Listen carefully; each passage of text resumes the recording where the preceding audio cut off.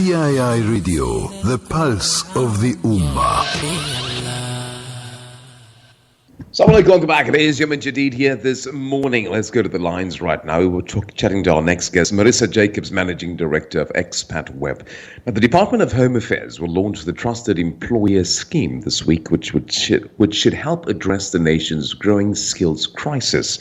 The government has been reviewing its visa application system for years, with businesses highlighting the complex application process and long delays for foreign workers getting visas. Now, foreign workers are often mentioned as a short and medium-term solution to the current skills crisis that South Africa is facing. So today we're going to talk more. Marisa, good morning and welcome. Good morning. Thank you for having me. Thank you so much for giving us your time. Now, the Trusted Employer Scheme is hailed as a monumental shift for South Africa's work visa landscape. But can you encapsulate the before and after for us? How does the scheme revolutionize the way South African companies attract global talent? Yes, absolutely. So, I mean, the change in terms of Trusted Employer Scheme and how companies are going to be able to attract is absolutely massive. So for those employers, which is about 65 at the moment, it will probably grow by a few more, as there's a few more being adjudicated at the moment. Those 65 companies will be able to attract talent, specifically addressing two major benefits, which you mentioned in your introduction, the cumbersome requirements that come with visa applications. The department has granted some waivers to those trusted employers, but they will not need to submit with their applications some of those most cumbersome requirements, which takes months and months to put together before a company would get to the stage of actually being able to apply for a work visa. So what the department has done is they're saying that they're trusting those employers to get those documents in place on their side, and the department will in the interim issue them with the work visa so that they are able to bring that talent in quicker, which then of course is the second big benefit, is that because there is a much lower document threshold for the department to review, to issue those visas, they're guaranteeing that those visas will be issued between 5 and 20 work days, which is extraordinary for those companies to be able to bring in those resources so quickly. Now, with the Department of Home Affairs approving only 65 out of 180 applications, the selection criteria seems rather stringent. What, in your view, distinguishes a trusted employer from the rest? And for those on the edge of their seats, what advice can you give to companies looking to make the cut in the future? Yes, so when the Department of Home Affairs designed the scheme, they put together some very specific criteria that they wanted employers to meet to be able to become part of the scheme.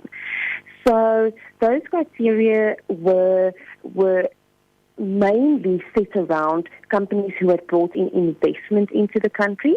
So they were specifically trying to make it easier for those large corporates who are bringing in talent on a continuous basis, who are impacted by the immigration regime at the moment, and to make it easier for them. They were looking for companies in specific sectors, so those sectors that are large and are part of the National Development Plan and part of the future of the country to be part of the Trusted Employer Scheme. They were looking for companies with large amounts of employees.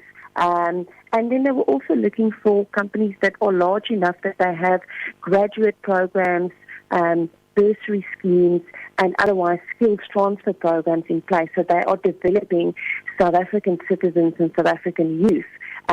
Those were the criteria that they were looking at when considering, and there was a very specific points-based system, so it was very objective in terms of approving who would qualify in terms of a trusted employer. Now, the TES promises to alleviate the significant stress on families of expats, a commendable goal. But could you share how this scheme specifically transforms the experience for the families and makes South Africa a more inviting destination for international expertise?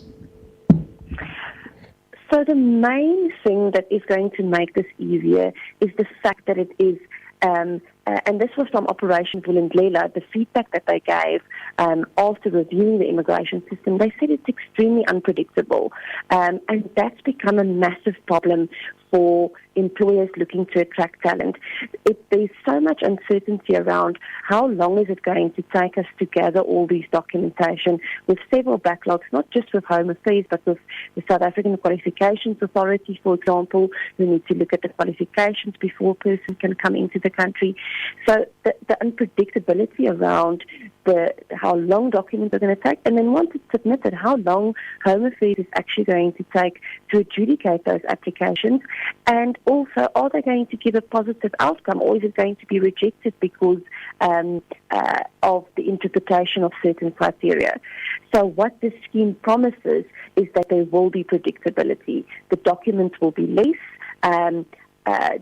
The embassies around the world, the South African embassies who adjudicate those visas, will be briefed on how to adjudicate trusted employer scheme applications, and there's a guarantee in terms of timelines that an application for both the main applicant as well as their families, which is extremely important, the families that's accompanying, will not take longer than 20 days.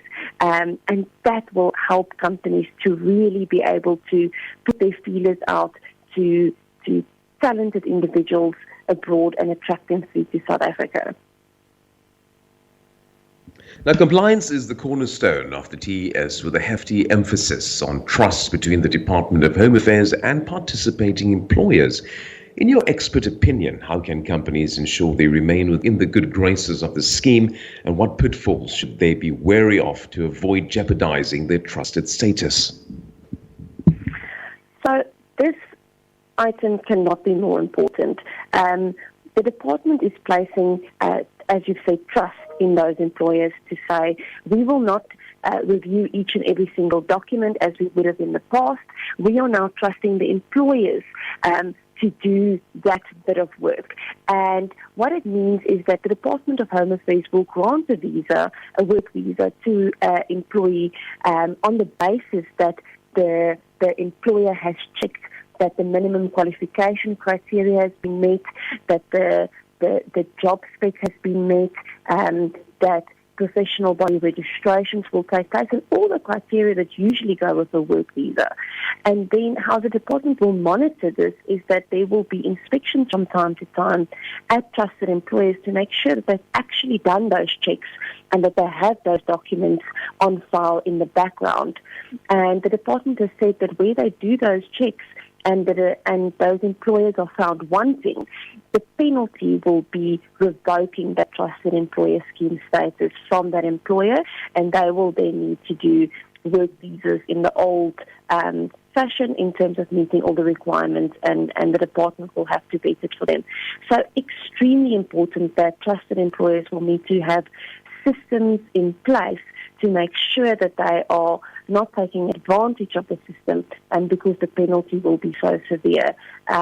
So really good checks and balances in place to make sure that they are still doing what they would have done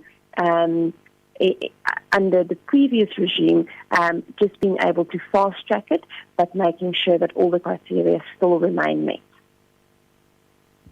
Marisa, that is our time this morning. We thank you so much for joining us and unpacking the stories and making us aware of what's happening in this scenario. Thank you so much for your time, man. Wishing you a great day and a blessed week ahead. Excellent. Thank you so much. Thank you. That was Marisa Jacobs, Managing Director of Xpatweb, joining us, talking to us about Game Changer for Work Visas in South Africa, launching this week.